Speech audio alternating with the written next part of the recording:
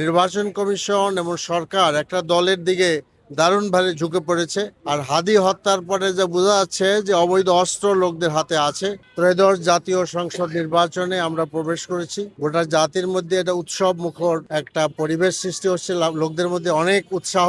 কিন্তু আমরা যেটা প্রতিবন্ধকতা দেখছি সেটা হলো যে নির্বাচন কমিশন এবং সরকার একটা দলের দিকে দারুণভাবে ঝুঁকে পড়েছে। বর্তমান পরিস্থিতিতে ঢাকাতে আইন শৃঙ্খলা পরিস্থিতি ভালো নাই। আমাদের 12 আসনে ইতিমধ্যে আপনার 2 জনকে হত্যা করা হয়েছে। যুবদলের একজন, আমাদের রাজাবাজারের একজন ওয়ার্ডের সহসভাপতি, তাকে হত্যা করা হয়েছে। আর হাদি হত্যার পরে যে বোঝা যাচ্ছে যে অবৈধ অস্ত্র লোকদের হাতে আছে। সরকারের উচিত এই অবৈধ অস্ত্র উদ্ধার করা এবং যারা মাসল ম্যান নির্বাচনে যারা প্রতিবন্ধকতা সৃষ্টি করতে পারে তাদেরকে অনতিবিলম্বে আইনের আওতায় নিয়ে আসা। তাহলে আমরা মনে হয় যে প্রফেসর ডক্টর ইউনূস সাহেব যে একটি সুন্দর নির্বাচন করতে চেয়েছেন সেটা করা সম্ভব হবে, অন্যথায় এটা প্রতিবন্ধকতা সৃষ্টি করতে পারে।